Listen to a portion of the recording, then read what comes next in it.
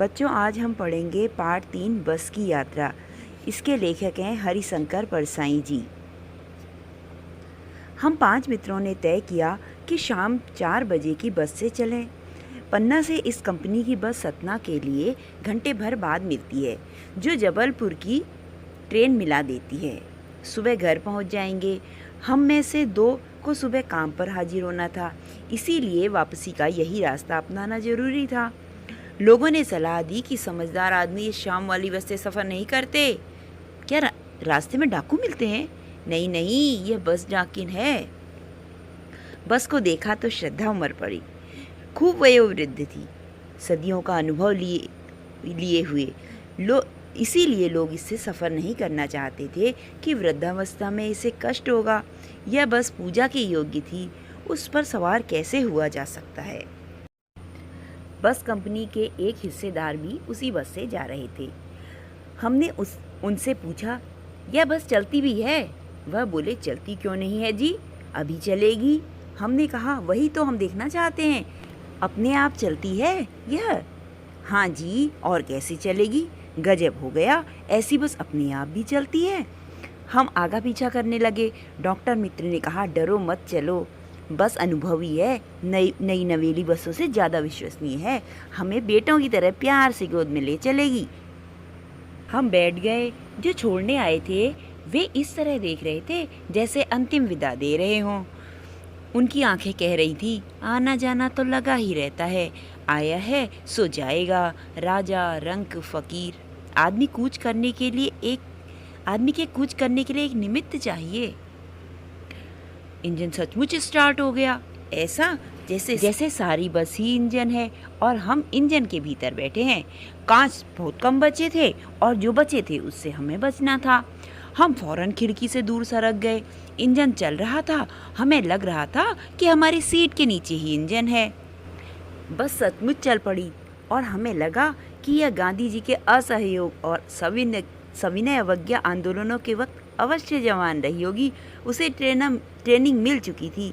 हर हिस्सा दूसरे से असहयोग कर रहा था। पूरी बस सविनय अवज्ञा आंदोलन के दौर से गुजर रही थी। सीट का बॉडी से असहयोग चल रहा था। कभी लगता सीट बॉडी को छोड़कर आगे निकल गई है, कभी लगता कि सीट को छोड़कर बॉडी आगे भागी जा रही है। 8-10 मील चलने पर सारे भेदभाव मिट गए। यह समझ में ही नहीं आता कि सीट पर हम बैठे हैं या सीट हम पर बैठी है। एकाएक बस रुक गई। मालूम हुआ कि पेट्रोल की टंकी में छेद हो गया है। ड्राइवर ने बाल्टी में पेट्रोल निकालकर उसे बगल में रखा और नली डालकर इंजन में भेजने लगा। अब मैं उम्मीद कर रहा था कि थोड़ी देर बाद बस कंपनी के हिस्सेदार इंजन को निकालकर गोद में रख लेंगे और उसे नली से पेट्रोल पिलाएंगे, जैसे माँ अपने बच्चे को दूध की शीशी लगाती है। बस की रफ्तार अब 15-20 मील हो गई थी। मुझे उसके किसी हिस्से पर भरोसा नहीं था। ब्रेक फेल हो सकता है, स्टीयरिंग टूट सकती है। प्रकृति के दृश्य बहुत लुभावने थे। दोनों तरफ हरे हरे पेड़ थे जिन पर पक्षी बैठे हुए थे। मैं हर पेड़ को अपना दुश्मन समझ रहा था। जो भी पेड़ आता डर लगता कि बस इससे टकराएगी। वह निकल जाता तो दूसरे पेड़ का इंतजार करता। झील दिखती तो सोचता कि इसमें तो बस अब गोता लगा जाएगी। एकाएक फिर बस रुकी। ड्राइवर ने तरह तरह की तरकीबें की पर वह नहीं चली। सविनय अवज्ञा आंदोलन शुरू हो गया था। कंपनी के हिस्सेदार कह रहे थे, बस तो फर्स्ट क्लास है जी, यह तो इत्तेफाक की बात है। क्षीण चांदनी में वृक्षों की छाया के नीचे वह बस बड़ी दयनीय लग रही थी। लगता था जैसे कोई वृद्धा थक कर बैठ गई हो। हमें ग्लानि हो रही थी कि इस बेचारी पर लदकर हम चले आ रहे हैं।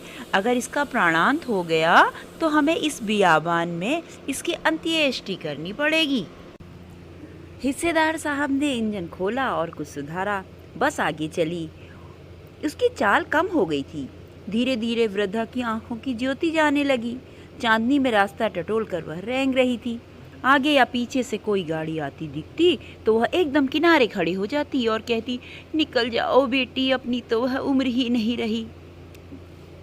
पुलिया के ऊपर पहुंचे ही थे कि एक टायर फिस करके बैठ गया। वह बहुत जोर से हिलकर थम गई। अगर स्पीड में होती तो उछलकर नाले में गिर जाती। मैं उस कंपनी के हिस्सेदार की तरफ पहली बार श्रद्धा भाव से देख रहा था। वह टायरों की हालत जानते हैं, फिर भी अपनी जान हथेली पे लेकर इस बस में सफ़र कर रहे हैं। उत्सर्ग की ऐसी भावना दुर्लभ है। सोचा, इस आदमी के साहस और बलिदान की भावना का सही उपयोग नहीं हो रहा है। इसे तो किसी क्रांतिकारी आंदोलन का नेता होना चाहिए था। अगर बस नाले में गिर जाती और हम सब मारे जाते तो देवता बाहें पसारे उसका इंतजार करते और कहते, वह महान आदमी आ रहा है जिसने एक टायर के लिए अपने प्राण दे दिए। मर गया पर टायर नहीं बदला। दूसरा घिसा टायर लगाकर बस फिर चली। अब हमने वक्त पर पन्ना पहुंचने की उम्मीद छोड़ दी। पन्ना कभी भी पहुंचने की उम्मीद छोड़ दी।